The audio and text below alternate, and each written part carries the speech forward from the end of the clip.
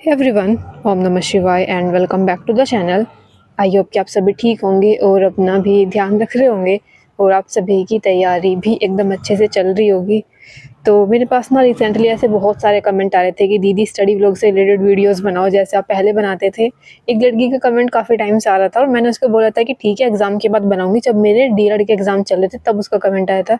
तो ये है मेरी जगह जहाँ पर बैठकर मैं पढ़ाई करती हूँ, रात में यहीं पर सोती हूँ। सारी बुक्स वगैरह मैंने इधर ही रख रखी हैं और इधर साइड में ये रखा हुआ है मेरा कंबल वगैरह, कुछ इस पर किताब वगैरह रखी हुई है। और इस टाइम पौने 8 बज रहे थे, तो ये टाइम हो रहा था। उसके बाद मैं लग जाती हूँ घर के कामों में। देखो ना आजकल ऐसा हो रहा है कि देखो वैसे, हाँ मेरे पास ना, मुझे ये बताना था आप सभी को कि मेरे पास कुछ टाइम पहले किसी का कमेंट आया था कि आपका स्कोर तो इसी जगह पर आकर अटक चुका है, आपका ना स्कोर ज़्यादा आ रहा है ना फिर मतलब इसी के आसपास आ रहा है, 300 के आसपास। तो देखो आजकल हो ये रहा है ना कि देखो मम्मी की तबीयत ख़राब चल रही है। अगर आप सभी को याद है तो मैंने एक वीडियो बनाई थी नवंबर के आसपास, तब मैंने उसमें बताया था कि मम्मी की तबीयत ख़राब चल रही है। तो तब से वो ख़राब ही है। मम्मी को हुआ था चिकनगुनिया पहले, मतलब यहाँ पर पास में ही एक टेस्ट कराया था, मतलब अपने गाँव के पास में एक टाउन पड़ता है तो वहाँ पर टेस्ट कराया था। वहाँ पर उन लोगों ने बताया था टाइफाइड। फिर दिल्ली एक दोबारा टेस्ट कराया, उसमें चिकनगुनिया आया था। तो मम्मी की तबीयत ख़राब चल रही है, मतलब पूरा नवंबर हो गया और पूरा दिसंबर के भी आप देख सकते हो 18 दिन हो चुके हैं। तो इस वजह से काम वगैरह सारा मेरे को ही करना पड़ रहा है। इतना कुछ मैंने टारगेट किया था कि अपनी चीज़ें ये कंप्लीट करूँगी कि नवंबर तक मुझे ये सारी चीज़ें कंप्लीट करनी है। दिसंबर में मेरा मैथ का ये वाले सभी चैप्टर्स हो जाएंगे एंड देन जनवरी फरवरी में अपना रिवीजन वगैरह करते रहेंगे और रिवीजन के साथ साथ प्रैक्टिस सेट लगाते रहेंगे या फिर एमसीक्यू क्वेश्चन करते रहेंगे। लेकिन अब ऐसा लग रहा है कि सब कुछ ऐसा धरा का धरा ही रह गया। मतलब मेरा पूरा दिन आजकल काम में ही निकल जाता है। मतलब सुबह उठने के बाद जब मैं काम पर लगती हूँ तो आई थिंक मुझे 11-12 बज जाते हैं, बस यही सब चीज़ें, रोटी सब्जी सबको खाना वाना देना, बर्तन साफ़ करनी, झाड़ू पोछा सब कुछ करने में पूरा मुझे टाइम लग जाता है। फिर नहाना खुद भी, तो 11-12 मुझे आराम से बज जाते हैं। उसके बाद कहीं जाकर पढ़ाई का नंबर आता है, तब मैं थोड़ा बहुत पढ़ने के लिए बैठती हूँ। स्पेशली जब आप पूरा दिन ऐसे काम में लगे रहते हो तो फिर बाद में थक जाते हो, भाई पढ़ाई करने का भी मन नहीं करता। तो मेरी पढ़ाई इस टाइम पर ना ऐसे ही हो पा रही है, जिस वजह से आपने मेरा स्कोर भी देखा होगा। जबकि शुरू में मेरा स्कोर काफ़ी सही चल रहा था, अक्टूबर के आसपास भी सही चल रहा था, मतलब 315 से 320 से भी प्लस आ जा रहा था। लेकिन अभी फ़िलहाल क्योंकि रिवीजन नहीं हो पा रहा, पढ़ाई ढंग से नहीं हो पा रही, तो स्कोर ना उसी के आसपास चल रहा है। आपने देखा होगा हमेशा 300 के आसपास ही रहता है, 300 से 4-5 नंबर ज़्यादा हो जाता है या फिर कम हो जाता है।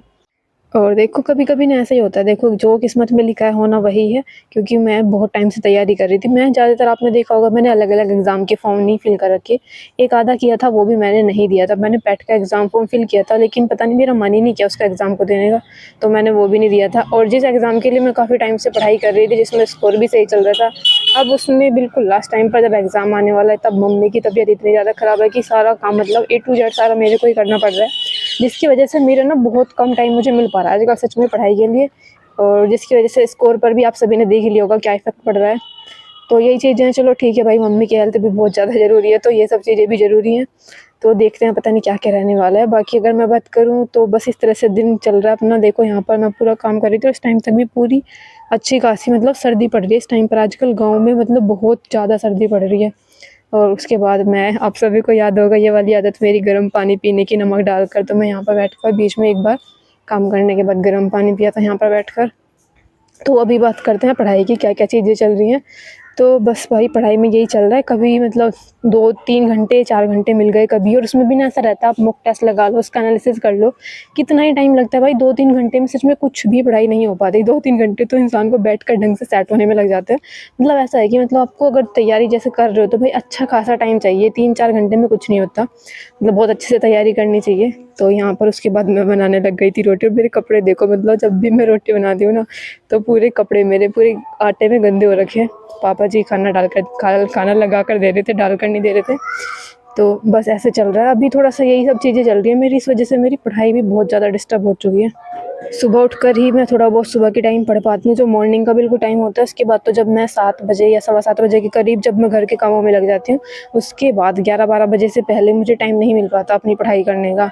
और फिर शाम को वही 4-5 बजे फिर से काम में लग जाते हैं, वही खाना बनाना, रोटी सब्जी बनाना, बर्तन साफ़ करना, वही सब चीज़ें।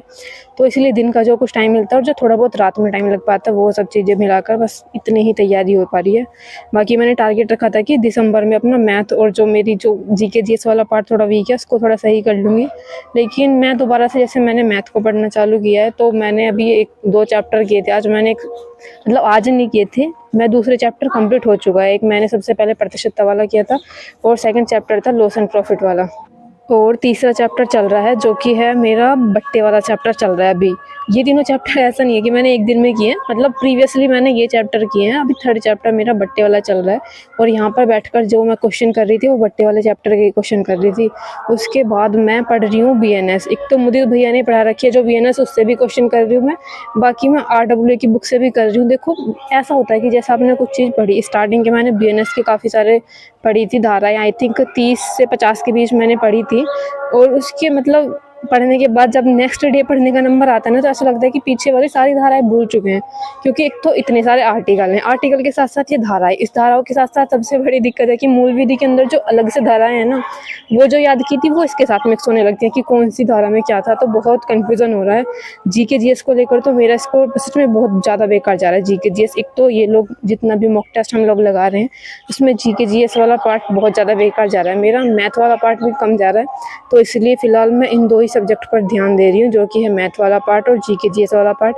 क्योंकि हिंदी नॉर्मल सी चल रही है, हिंदी में तो 35 के करीब रहता है ये स्कोर, और रीजनिंग में भी इतना हो जाता है 32-33 के करीब, अगर ज़्यादा ये लोग पीवाईक्यू ज़्यादा क्वेश्चन ये लोग जीके जीएस से नहीं रखते तो। और मेरे पास कमेंट आ रहे थे कि दीदी आप डेली मॉक टेस्ट लगाते हो क्या? देखो हाँ, ऑलमोस्ट मतलब डेली मॉक टेस्ट तो नहीं, लेकिन हाँ कोशिश रहती है कि पीवाईक्यू क्वेश्चन पेपर मैं एक सोल्व करती हूँ डेली शाम के टाइम। एक 2017 का करने की कोशिश करती हूँ, नेक्स्ट डे फिर 2021 का, फिर 2017 का, फिर 2021 का, इस तरह से चल रही हूँ लेकर। और अभी मैंने 2017 का दिया था और 300 के करीब मेरे उसमें नंबर आ गए थे, मुझे बड़ा आश्चर्य सा हुआ। अब आप सोच रहे होंगे कि आपको आश्चर्य क्यों हुआ? क्योंकि मैंने 2017 के अभी तक जितने भी क्वेश्चन पेपर सोल्व किए हैं पीवाईक्यू के, मेरे सभी के अंदर 260, 265 या 75 तक क्वेश्चन मतलब नंबर बनते थे। लेकिन पहली बार 300 बने थे, 300 के करीब में ही था, एग्जैक्ट याद नहीं है मुझे, लेकिन 300 के करीब में था 2017 वाले पेपर के पीवाईक्यू के अंदर स्कोर। तो मुझे थोड़ा सा आश्चर्य होगा इसमें 2017 वाले में कैसे आ सकता है, क्योंकि 2021 वाले में अगर आपका 300 स्कोर आ रहा है तो सही है, लेकिन 2017 वाला मतलब उस वाले पेपर का डिफ़िकल्टी लेवल बहुत अलग था। लेकिन फिर मैंने देखा कि जितने भी सारे क्वेश्चन थे ना उसके अंदर, वो कहीं न कहीं मैंने पढ़ रखे थे। जैसे कि जो भी पीवाईक्यू क्वेश्चन होते हैं वो किसी न किसी बुक के अंदर तो रहते ही हैं, क्योंकि मैंने ज़्यादातर पीवाईक्यू की बुक्स ही पढ़ रही हूँ। तो इस वजह से वो स्कोर ज़्यादा हुआ था, क्योंकि जीके जीएस के मेरे आई थिंक 30 के करीब उसमें क्वेश्चन सही थे। वो इसलिए सही थे क्योंकि जिस बुक से मैं आरडब्ल्यूए की जिस बुक से पढ़ रही हूँ उस बुक के अंदर पीवाईक्यू के क्वेश्चन दे रखे हैं, और जब हम वो क्वेश्चन पढ़ लेते हैं फिर वही क्वेश्चन पीवाईक्यू हम सोल्व करते हैं तो वो क्वेश्चन बन जाता है। जिस वजह से पहली बार ऐसा हुआ था कि शायद मेरे जीके जीएस के अंदर 30 के करीब स्कोर आया होगा, वो भी सिर्फ इसलिए क्योंकि पीवाईक्यू क्वेश्चन पेपर था और पहले टाइम में पढ़ रखा था।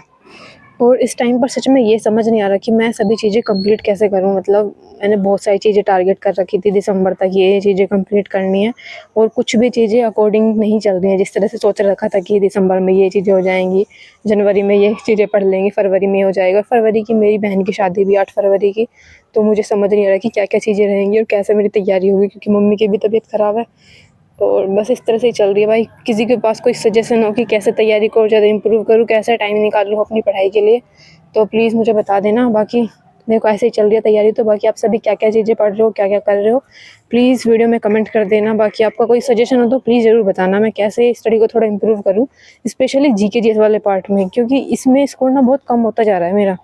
और कुछ लोग मुझसे पूछ रहे थे कि टेक्स्ट बुक पर फ्री मॉक टेस्ट आता है या फिर परचेज़ करने पड़ते हैं। देखो सैटरडे का जो अल्टीमेट मेगा मॉक टेस्ट आता है वो सभी के लिए फ्री होता है। बाकी जितने भी टेक्स्ट बुक पर मॉक टेस्ट आता है वो परचेज़ कर रखे होते हैं जिन लोगों ने, उन्हीं के ही मॉक टेस्ट वो ओपन होते हैं।